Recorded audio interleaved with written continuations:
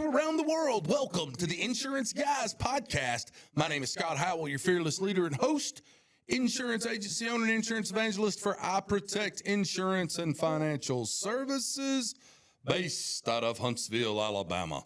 And before we get started on today's episode, please help me welcome. He is a 6'3" sophomore and a $6 million bull rider out of Mobile, Alabama. Parade first team All-American, Rivals 5-star recruit. He is a fantastic insurance agent and a great American. Ladies and gentlemen, please put your hands together and welcome the incomparable Mr. Bradley Flowers. How are you, Bradley? Fantastic. Bradley, I did a thing yesterday. You're going to love this. About a month ago, December the 5th, for 2 years, I'd been Heisman posing these guys that I served with 3rd Battalion, 5th Marines, Weapons Company. They'd been asking me for 2 years to go on their annual guys trip. And last year, 2024. I'm sure that's not rowdy at all. Last year, I said, you know what? I talked to Kim about it. And I said, I've already got one guy's trip in July from my friends from back home I grew up with, but I got this other guy's trip. I feel like I need to go. They put me on their group text message. I knew all of them, served with them in the Marine Corps, and they do it every year in December, and we had it in Virginia Beach. And it was great. We had a great time. It was a lot of fun catching up with everybody. Hadn't seen them in 20-something years. And but the house we stayed in was Daddy getting treated the way Daddy ought to get treated. It was one of those right on the water, Virginia Beach, 7, 8, 9, 10 bedrooms. I mean, it was a nice house, and it had a hot tub. Well, I never gotten in a hot tub very much. I spent 2 days in that damn hot tub, and before I left, which you'll love this part, the second night we were there, Saturday night, we're in the middle of a poker tournament upstairs. Man, you're speaking my language. Poker tournament and hot tub. That's right. My two favorite things. I stand up from the poker table, in the middle of the poker tournament. Didn't say a word. They probably thought I was going to the bathroom. I walked downstairs to my room, got completely naked. Not one stitch of clothes on. Nothing. Not underwear, nothing. Put on a toboggan, walked back upstairs, walked into the living room. Now there's 10 guys around the poker table. They're throwing chips in, little blind, big blind, all that. Can I point something out real quick? William Betteridge, his camera turned on as soon as you said completely naked, and his face looked like, what did I just get in the wrong Zoom call? I stand at the poker table, okay? And I said, who's ready to get in the hot tub? Nobody. Turned around, walked back downstairs, and got in that hot tub butt-ass naked with a toboggan on. Is all I had on. Only thing I had on. Nobody else got in it the rest of the trip, did they? No, I don't know. I don't know if they did or not. I can answer that. They probably did. So I come home, and I told them before I left, I said, when I go home, I'm buying a hot tub. I love these hot tubs. I love getting in a hot tub. And it was a nice one. It was a nice hot tub. So yesterday, before I come down here, I'd gotten something in the Facebook Messenger or something about they were having this big hot tub event in Huntsville, the Von Braun Civic Center. Well, little did I know, all it was this hot tub place out of Birmingham. They're trying to get rid of their 2024 inventory. And so they bring hot tubs up there, sell them at about a 30% discount. And so as they have so the whole showroom is full of hot tubs. And I have a picture of me in this thing at this event yesterday. It's hilarious. And the first thing I did when we pulled into park, there was about a 17-year-old parking attendant at the Von Braun Civic Center. And the Von Braun has all these different halls, for different events. So there's like 5 events going on at once. There's a bridal show. There's a gun show. And I pulled in, and as I pulled in, I rolled my window down. He's standing here at the guard gate letting people in. You have to pay $15 to park, which is highway robbery. But I said, hey, sir, can I ask you a question? He said, yeah. I said, look, I brought my wife down here. I want to have sex with her in a hot tub, and there's a hot tub event going on right now. And can you tell me where I need to go to get to this hot tub event so we can get naked in a hot tub? And he said, well, sir, there's not a hot tub event going on this weekend. I said, you better check your damn sheet there. Damn sure is. He goes back, looks in his little clipboard, and he said, you know what? You're right. South Hall. It's right over there. So Kim and I walk in. Sales guy meets us at the door. And I'm telling this to all these insurance agents because, you know, we're all in sales. And the guy does a fantastic job. He starts talking to us about hot tubs. And if the hot tub had a balloon hanging from it, it was still available. Okay? Means it had not been sold. And they're selling them at these discount prices. We find one we like. Well, here's where the tires run off the road, folks. I hate it when people do this to me. It's my pet peeve. We get to the getting, okay? And I said, hey, let me ask you the $1 million question. And he said, all right. I said, how much is this hot tub going to run me if I buy it today? He pulls out of his back pocket a price sheet. And he says, well, the MSRP on it's $14,000, but we're selling them for 40% off today, so I can give it to you today for $10,500. Okay, we get to talking a little bit more, and so then I said, you know, that really wasn't. I was a little bit out of my budget. You think you could do any better? And I was just walking him right down it. He said, let me go check. Comes back. I can sell it to you for $9,000. And I knew right then I wasn't buying it because we started at 15, then we went to 10.5. Now we're at 9,000. And I'm like, you know what? This is I don't like all that. Just give me your best price. Tell me what you can sell it to me for. I told Kim, I said, I'm not doing this today. And plus I was leaving there to come down here. I'd go on Facebook Marketplace and find me a used one. But do you really want a hot tub that somebody's had all that juice running? You know what I'm saying? You got in a used one at the cabin. You think nobody's ever used that before? Yeah, but I don't know. I just don't know about that. All right. What do you? I think that needs to be our big question for the day. Would you buy a used hot tub? Who wants to answer? Dolan, Kyle, somebody speak up. Would you buy a used hot tub? Boy, you'd Clorox the shit out of that thing when you got it. I'll tell you that. Nobody wants to answer. Can y'all hear me? I wouldn't. William said, does it come I'll put with my health 2 cents insurance? in. I'd stay out of it. Not even because of the Clorox issues. I just don't want all the mechanicals that come along That's with true. it. Yeah, that's true. And that is the one thing about buying a new one. You get like a 2 or 3 year warranty on it. Guys, we're here today to help you guys any way we can and probably help us more than we help you. What questions do we have today? This is a question and answer show we've got. Bradley, I didn't even get into that, but we've got some friends of ours from the insurance industry on a Zoom call here. Roughly, how many people? 15 to 20, somewhere in that range? Looks like 12 right now. 12 people on here. Let's go. Somebody lead us with a question. Who was it last week that did, or the last time we did this, that had such some good questions? Was it Mary Jordan? I think it might have been Mary. I think it was. I see a question pop up, but I can't read it because I'm getting old and I don't have. Okay, Bradley's bringing it up. Here we go. Hold on. He's bringing up the chat. Some people are shy and don't want to say them out loud. That's fine. That's fine. Rob Bowen said, no way to the hot tub. Somebody else said, I'm going to think about that the rest of the day. What's everybody struggling with? Let's go with that. Let's start. New year?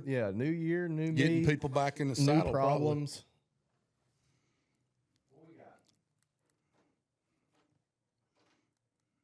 Yeah, this is kind of. Here we go. I've got one. Go ahead, Mary Jordan.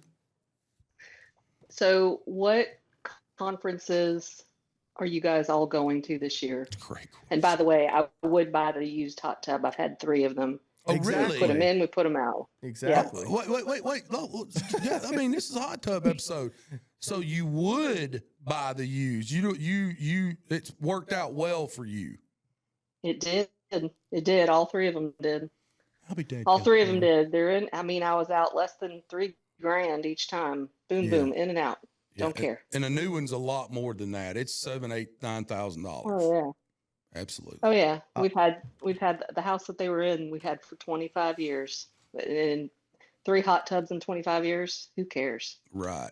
In Okay. and out. I'll answer your question and then I'll let Scott answer because I think our answers are going to be very different. The answer for me is I'm not going to any. You got them mean ass kids at home. Yeah. Man, you get little kids mixed with mean ass kids. Boy, that's tough. Yeah. If I were to go to any, love them or hate them, I would go to Soup Live. I think they do a phenomenal job. They are, as far as I know, the only conference, now that the One City World Tour does not exist anymore, the only conference that every dollar that is profited is put back into the event. It's not designed to make money.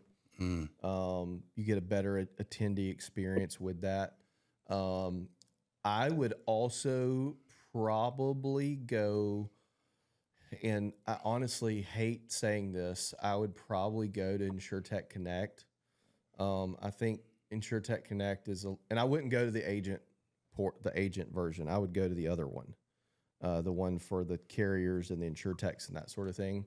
I think InsureTech Connect's a little bit full of itself, but I think you will learn a lot of what's coming. You know, I'm big on looking at other industries, and there's a book some of you guys have heard me reference called Better and Faster that talks about looking at industries that move faster than your industry does, and you can predict things that are happening. I think you'll see a lot of stuff that's coming down the pipe. It's not going to be an insurance agency conference. If I were to go to two, those would be the two I would go to. That being said, if you have the option to go to any kind of like small masterminds or anything like that, those are also, to me, a small group setting where everybody's sharing and there's not really any speakers is way better than, you know, 1,000-person conference with some talking head that got paid $15,000 to give a spiel. How would you answer that any differently? No, I'll say that I'm speaking at the Missouri Big Eye Young Agents Conference in March. So he says he would go to that one. I would definitely go to that. I try to speak at a couple of state events every year just to go someplace I've never been. Never been to Missouri. I've never been to Columbia, Missouri. But then I go to the Paradiso Mastermind. I love that event. Just see a lot of my friends, see a lot of people in the industry. Always learn something new every time I go to an insurance event. Doesn't matter what it is, especially if it's got a good speaker lineup. That Soup Live event would be really good. I'm sure Michael and Taylor do a great job with that. You know, if you told me you and I were going to be speaking there together, Michael, Taylor, listen up. Get me and Bradley to speak at that. I'd like to come down there to that. They don't even have to pay me, really. I don't really care about it. I reached out to them this weekend, and they said that they don't have a date set. Right. So that's why I was asking. Yeah, they're a little fluid on their dates. I think it is a pain in the tail to put one of these conferences on. So I think it's not a labor of love for anybody that's doing one, which is why we're not doing one anymore. So how did we go from the last year we did the One City in Austin, which was 2021, 2022, 23. How did we go from that year, every week there was an insurance conference, to now there's not hardly any conferences out there? Well, what happened is you had COVID shut everything down. So then it was like now everybody's wanting to leave the house. So I think a lot of people tried to capitalize on that. Yeah. But you said everybody's trying to but nobody's doing a conference. They were trying to capitalize on it. Now it's gotten a little bit cannibalized where you have, you know, it seemed like for a few years there it was an event a week. Now it's slowing down a little bit. Can I ask you a question? Sure. In front of everybody? And y'all can add to this too, please. What would be the perfect insurance conference for you? The perfect conference. Like for me? Well, for just agents in general. Would it just be great speakers but then break out into breakout session kind of thing? Or what would make the perfect conference? Well, my one idea, which I think I've said on this call before, is you make it free. You make it free, but if you don't come, you have to pay $700. Ooh, that's interesting. Because I think there's a lot of conferences. Like I remember the year before I started Portal, I was looking into Elevate. That was Elevate 18 in Cleveland, which I think most people who went there will agree that was the best insurance conference they'd ever been to. and the ticket was $1,000. And I remember being like, I can't afford this. I'm about to start an agency. There's a lot of people that want to go to some of these things but can't afford it. And I don't fault the event organizers for charging a lot. But I think if you did an insurance conference and you made it free, where you would pull in people who normally can't come, but you hold them accountable. Then a lot of the like the reason One City World Tour the first year I think we charged $150. I wanted to charge $49, and they talked me out of it because they were like, "Look, at $49, if you wake up and you have the sniffles, you're not going to come, right? So you make it free, but there's still some pain if you don't come." And then what you can do is you can get a ton of people in the room, which opens, the more people you can get, the more butts in chairs, the better the conference you can put on, because the vendors are going to pay more to be there. Therefore, you can fund it better. I would do something like that. I would do absolutely positively no vendors on stage giving presentations. They could introduce themselves. When One City World Tour second year, we let everybody introduce a speaker. They got to give an elevator pitch on their company, and they got to introduce. That was the limit of it. There's too many conferences out there where half the speakers are paying to speak. Okay, I'd get rid of that, and I would have more small group sessions, not breakouts, but I would have more like one-on-one networking time, because that's really, I think a lot of you would agree, that's really where the value is. I mean, Rob Bowen goes to more events than anybody. I bet Rob would agree with me on that. That's really where the value is, or is the connection and the going to dinner with people. And that's really where stuff happens. You know, and honestly, if I went to InsureTech Connect, I would just hang out in the lobby and be like, who could I connect with? You know what I mean? You got questions down there. So somebody said, I feel like you get more out of the collaboration that happens during the break. Yeah, absolutely. And that Michael, that was like the number one complaint that we got on both One City World Tours, was we needed more downtime. The problem is, you know, Scott and I have a lot of friends, and we had a lot of people that wanted to speak. And so it was trying to like balance that value versus having downtime sort of thing. You know what I mean? It gets tough. Here's my question for the group. What is everybody doing? Okay, we just started the new year. We got people coming back to work, you know, been off for a couple of weeks. What's everybody doing to get everybody motivated back in the saddle kind of thing this January? Are you guys doing anything at Portal? Are you having a rah-rah staff meeting to talk about new year, new us? We're going to take over the world? I mean, what are you doing? You know, we did an 8-hour 2025 planning meeting last week with the leadership team at my house. It was great. A lot of the changes that we are making, I've talked about ad nauseum on the podcast, and the team pretty much knows. But, you know, our big thing this year is an inside sales department for house accounts. We're doing another acquisition here in the next couple months. So sort of business as usual, really. Yeah. We're at the point now where we are, the music's where we want it to be. We're just mixing it. You know what I mean? Understood. What about you guys? Anybody doing anything out of the box at the start of 2025 to get people fired up for the year and kind of out of the holiday mode, or is it same business as usual? Nobody's speaking. It's business as usual for us. You know, we kind of operate from a mid-year to mid-year type calendar, not necessarily January to January or whatever that looks like. So it's more about just making sure that we know we're going to hit the ground running when we come back and achieve the goals, because we're working on March, April right now. So have y'all already gone over goals for each agent, producer in your agency for the year? We try to do that in October, November. Yeah. Smart. Get ahead of it. That way they aren't left wondering in January, February. Now before you know it, it's March and quarter of the year's over. I like that a lot. All right, Michael, unmute your mic because we need to talk about this. Uh-oh. So Michael just said, Mike, we might have to put a muzzle on Scott. So Michael just said, we launched a 4-day work week since May 2024. It has been one of the best tools to help my employees find a better work-life balance. Let's talk more about that. Is that day off Wednesday? Yeah, it rotates. Go through it. I rotated Tuesday through Friday. Everybody works Monday.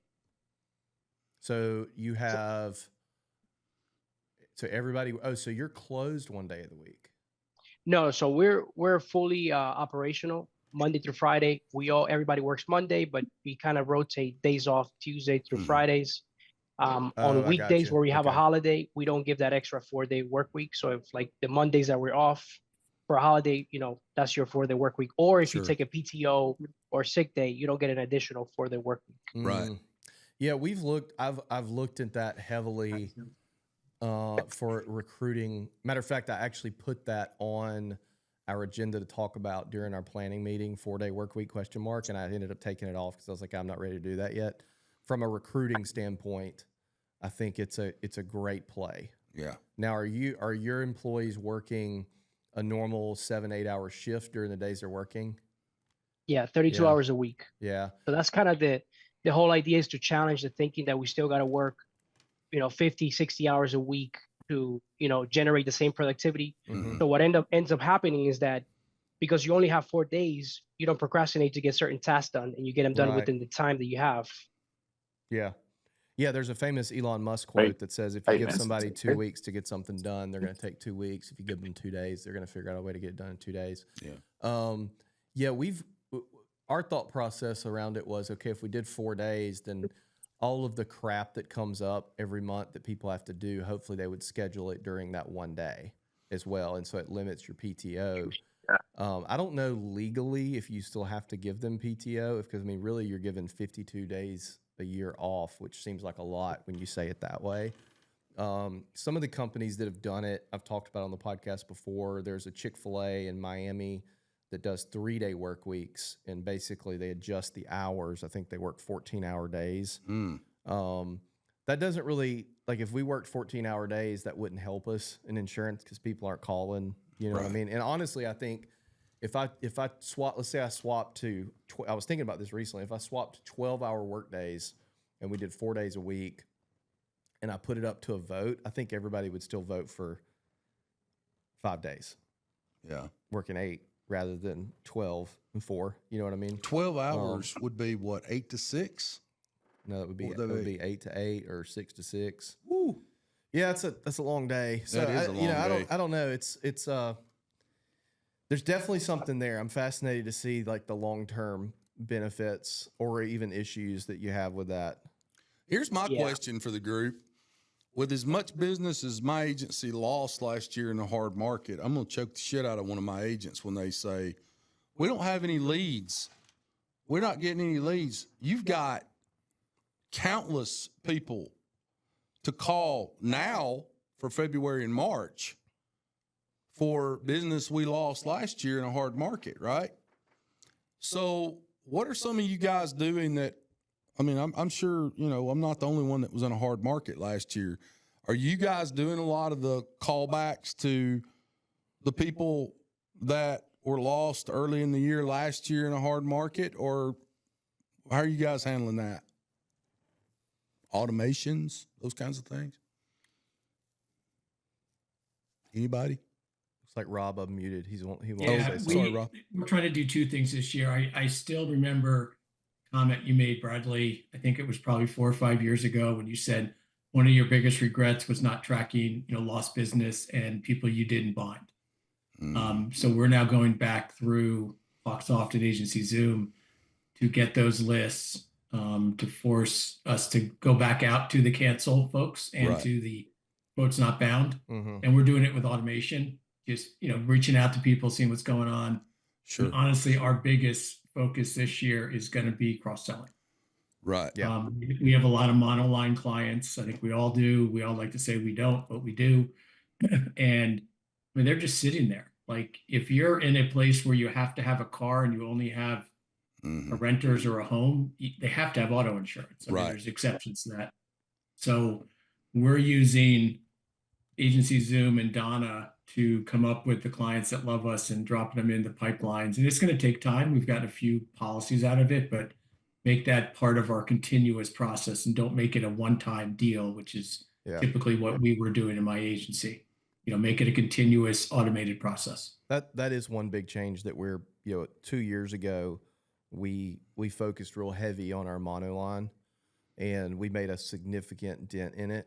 It was like a 6-month initiative. We're getting ready to do that again because, through the acquisition we did last year basically took us a year to kind of get our arms around it. I was completely distracted with that the entire year, which is why I haven't seen many of you guys out and about on the road and stuff.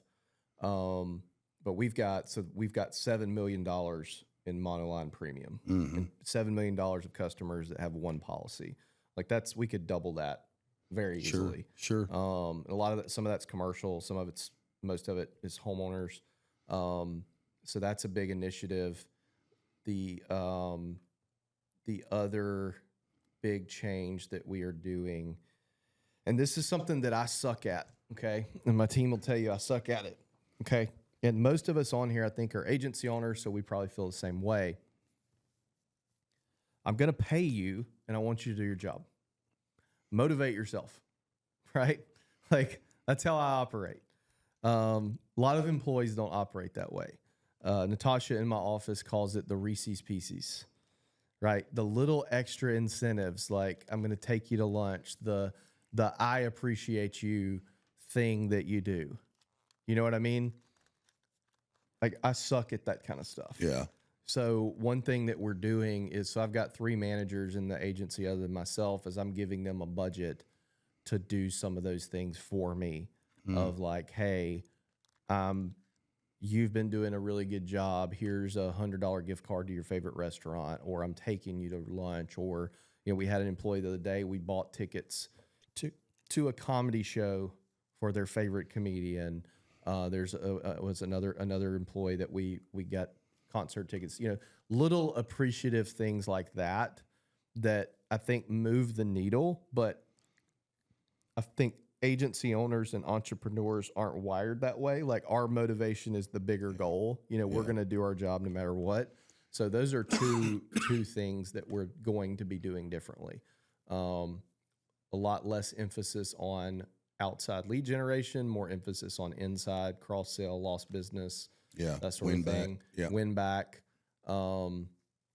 Which our win back stuff's pretty tight. I mean, we have that automated with Agency Zoom where they get reached out regardless. We have a decent win back rate. How do you reach out to the win backs on automation? So when they cancel, when their policy cancels in Agency Zoom, they get a text, I think 2 days later from me. It's me, air quotes, that it's automated, that basically says, hey, your file just came across my desk that we lost you. Hope everything's okay and we didn't do anything wrong. If it's cool, we're going to reach out to you again at renewal. And it's setting up that expectation of, hey, they're going to, and then what it does is it triggers if somebody does respond and says, well, you guys missed this thing, that sort of thing. I will say, and this is not bragging, I will say a lot of the business that we lose, we're happy to lose it. Yeah. That's not to say that we wouldn't take it back per se. You know what I mean? But a lot of that is, okay, good riddance. You know what I mean? But yeah, I mean, there's the whole cliche is there's an acre of diamonds in your backyard. So Right. part of we're hiring an inside sales team this year. That's going to be the first initiative. It's like, hey, here's $7 million of monoline premium of people we already have a relationship with. Start calling. The other thing that we're going to be doing is Chris Paradiso is, as many of you know, is adamant that you call every single client at renewal. We are going to start doing that only for the agencies that we acquire. That way there's some kind of relationship built of like, hey, this is your renewal call. We're just checking in, blah, blah, blah, blah, blah. The good news on that is we are already talking to about 60% of them because they're either E&S and we have to talk to them, or it's a reshop situation. So it's not going to be that much more effort, but we're going to start calling every person for an agency that we acquire. We're just going to touch base with them at renewal. We want them to put a face to a name. You got a question? Somebody said, when I looked at our 2024 policies lost, it has been mainly our monoline home and auto. Yeah, exactly. Yeah. Exactly. And in fact, the matter is, like, guys, like, if you go to sell your agency and you got a bunch of monoline, it's going to be devalued. Yeah, it's Even though it's an opportunity for the people buying you to cross sell it, for the most part, it's going to be devalued. Yeah, and monoline only stays with you usually no more than 2 years. Year to 2 years is typically. So what I've noticed is it appears, guys, correct me if I'm wrong in your area, because we all live in different spots. It appears that these carriers are going to dip their toe back in the game and soften up some underwriting. But what it also appears to be, in my opinion, are the blue bloods, the Travelers, the Safecos, the Nationwides are all going to come at us with great news. We're back in the game. We're going to soften up underwriting, but all we want are preferred risks and packaged stuff, meaning home and auto or home auto umbrella.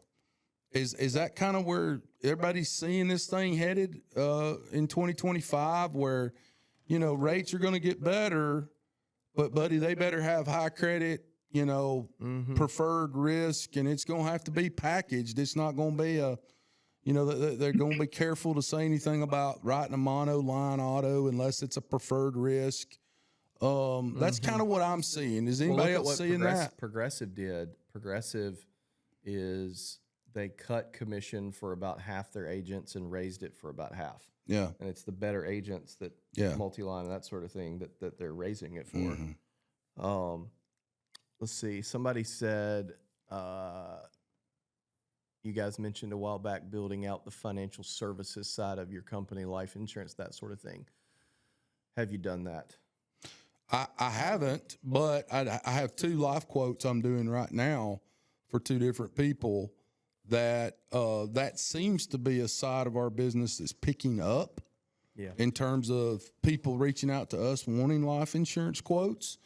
Boy, I tell you, going from a captive to an independent and having somebody like Aquility, a brokerage where you can get 10 or 12 quotes at a time, people love hearing that. Yeah. Because especially if you've had your life insurance with like a State Farm or a Nationwide where you've only got one option, that's something that we need to continue to grow and work on in our agency, because, man, that life insurance stuff, if you can get in it and get good at it, no service work. Money just comes in. We have not built it out. My wife sells life insurance, so anybody that calls in, usually we send it over to her.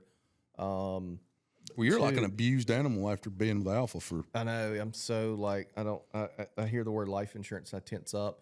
I love sitting down with a customer and having a conversation. Like if somebody walked in, I want life. I love figuring out what the cover. Like I love that part. It's the before and after that I hate. Right.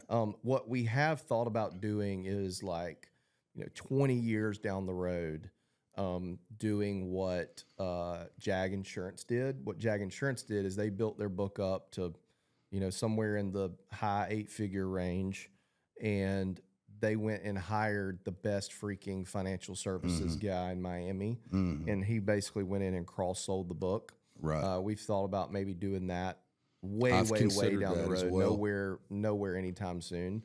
The other thing is as some of you guys know, my Great White Buffalo is an auto owner's appointment, and they obviously value life insurance a lot. So I like to dangle that carrot when I talk to them and say, hey, my book is untouched when it comes to life insurance. So you want somebody who's going to sell a bunch of life insurance, come to us. But Michael Cruz said, Bradley and Scott, the hard market has caused us to lose some referral sources because we had to decline risks that didn't fit our carrier's appetite. Have you experienced similar challenges with your team?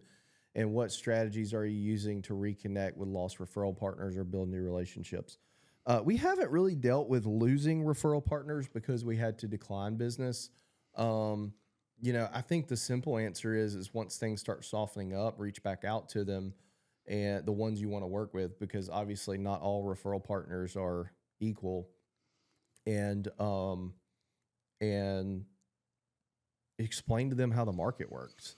You know what I mean? Have an insurance 102 course with them and say, look, this is why we couldn't do anything, but we're open back up. And in fact, such and such down the street that you were sending stuff to wasn't really doing anything. If you found somebody who was able to place stuff with the wrong carrier, like they're setting your client up for failure, that sort of thing, I would just reach back out hat in hand with the ones you lost and say, hey, this is why we had to do this, but now things are changing. And hopefully, it's about a once every 10-year cycle. So hopefully it doesn't happen again.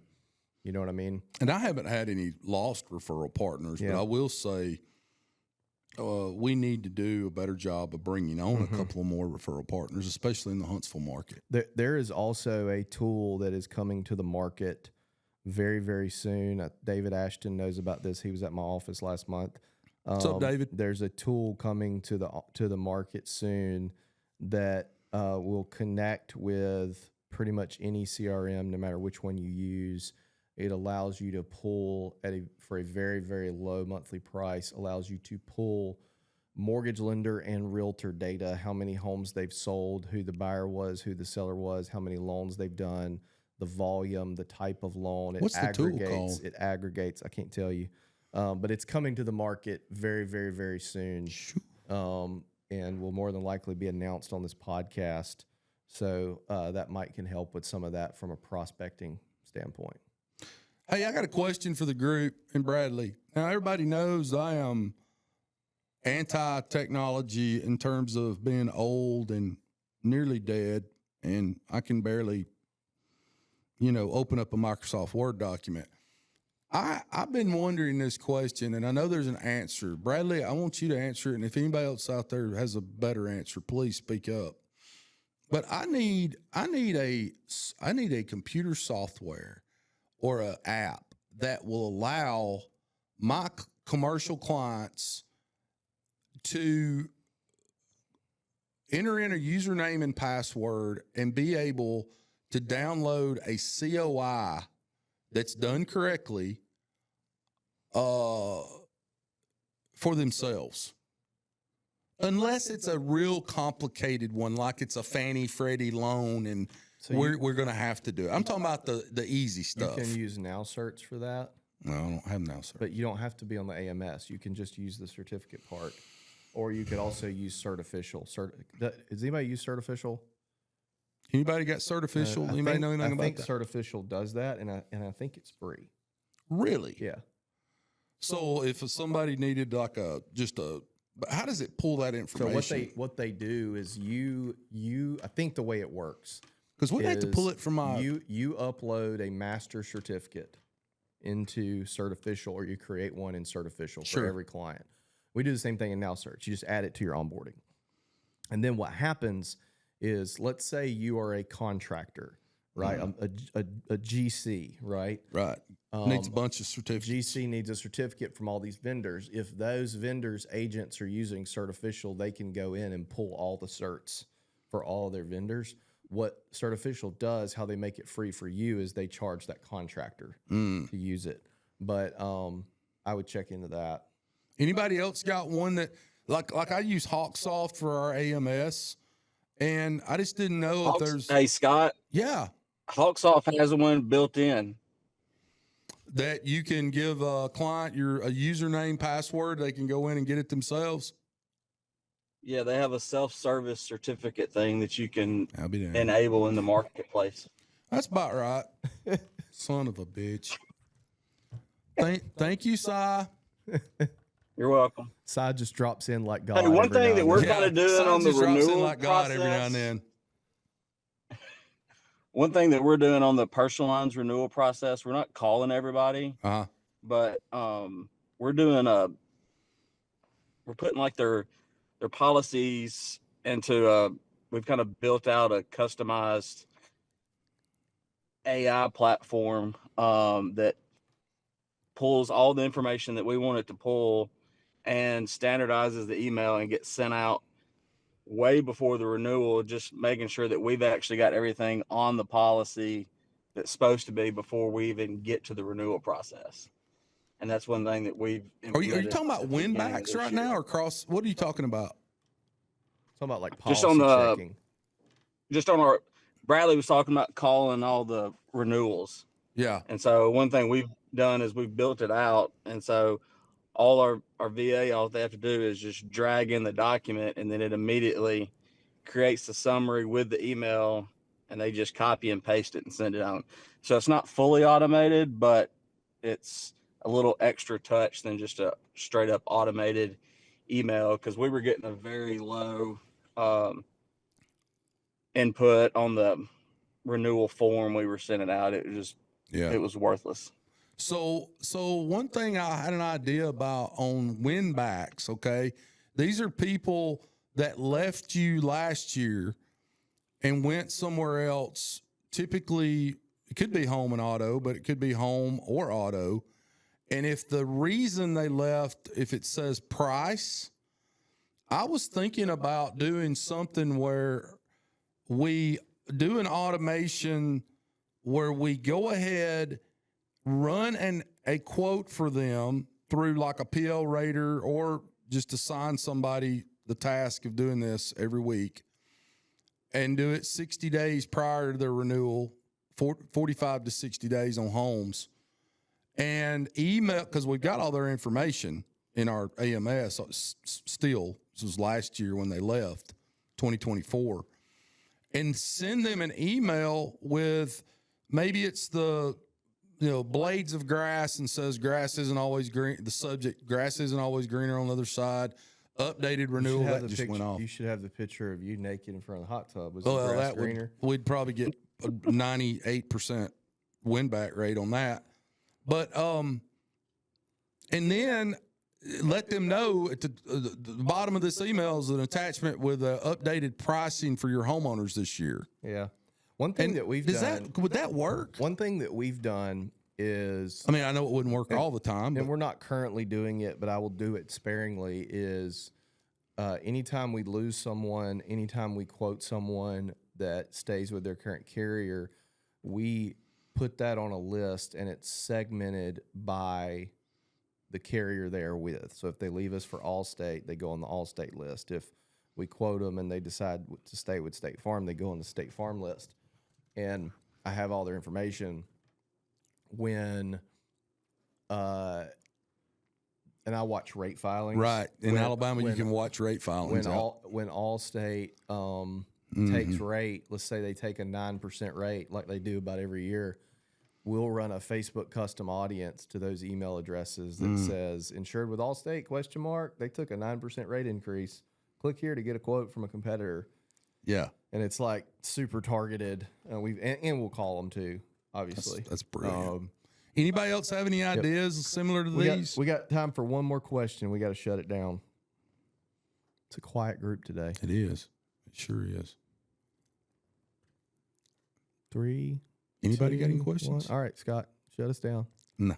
Let's. What's your current recommendation on aggregators? Oh boy. Okay. Well, aggregator cluster groups. I don't have one. I don't. I think that the market has squeezed a lot of aggregators right now, and I don't think it's as good of a deal as it was. Well, the bottom line is this: and I've had too many territory reps tell me this. Marketing reps, they said, aggregators and clusters. The problem is these carriers aren't wanting to work with aggregators and clusters right now. Exactly. That's what I mean. That'll change, It'll right? change. It'll But, change. Hey, here's a bit of good news for y'all. Listen to this. December the 31st, I get an email from the marketing manager for auto owners that says, "Hey, Scott, this is a lady I've been trying to get in touch with for 3 years. I know her damn home address." Sandra. No, Katie. She said, "This is Katie with Auto Owners. I'd like to meet with you on January the 9th to discuss a potential partnership with auto owners." Well, what does that tell me? The timing of that email tells me that auto owners, for those of you that don't have auto owners, must have a 2025 initiative to add agencies across the country. I hate you so much right now. And so we're meeting with auto owners January 9th to start talking discussions about getting a contract through them. Now, the reason I'm bringing this up to everybody is if you don't have auto owners, which is a damn good carrier and it's blue blood. I mean, that's a damn good contract to get.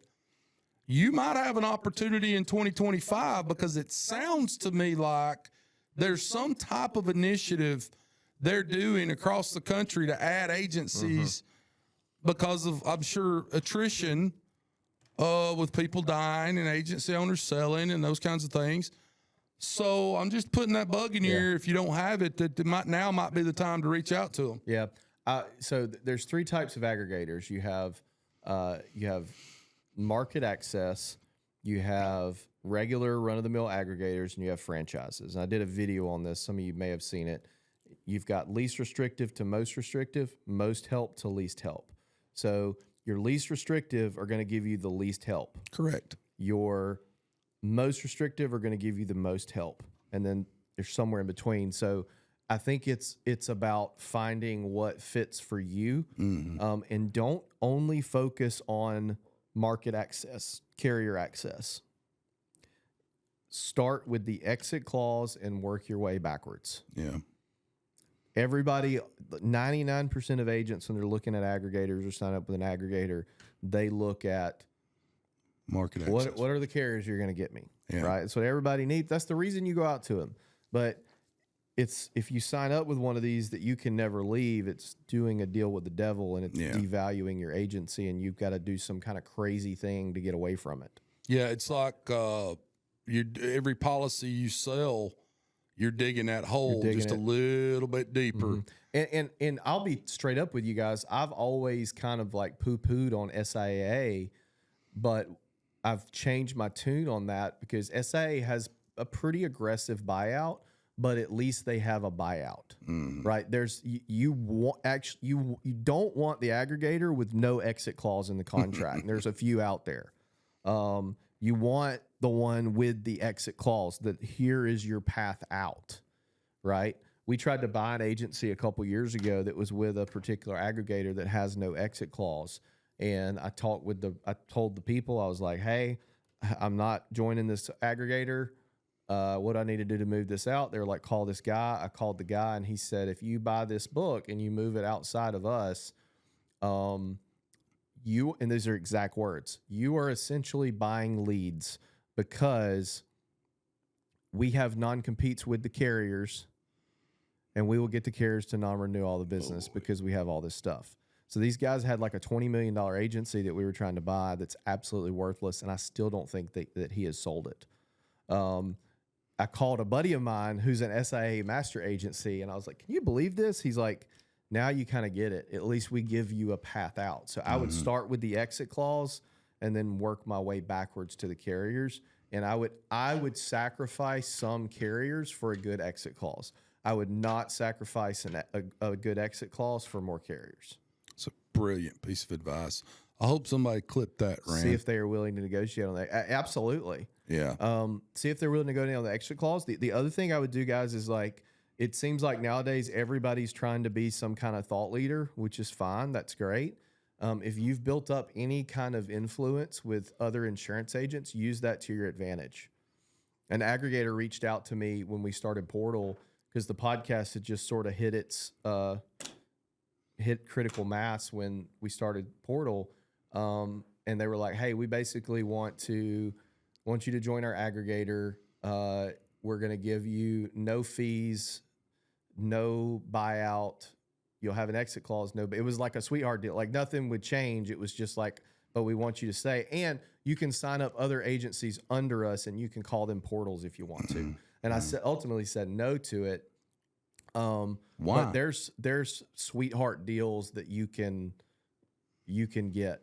Everything is negotiable. I'll tell you why when we get off the air. All right, guys. We'll see you later. Hey, good to see everybody. Y'all have a great week. Holler. See y'all. Want to close us out? Oh, yeah. Hey, guys, as I end every episode, rewards come from action, not discussion. Get your ass out from behind that desk today. Go out in the big bad world. New year, new you. Time to go sell insurance. We got a lot of win backs we all need to do. We've got a lot of cross-selling opportunities. Let's go make money for our family, for our wife, for our husband, for our kids' college fund, for our parents and in-laws that are struggling out there. Let's go make money for them. Write good business for the agencies that you represent, and write good business for the carriers that you represent. Bradley Flowers, I love you. Guys, we love each and every one of you. Have a great rest of the week. You are listening to the Insurance Guys podcast, and we love each and every one of you. Thank you so much for being a part of our family. Take care.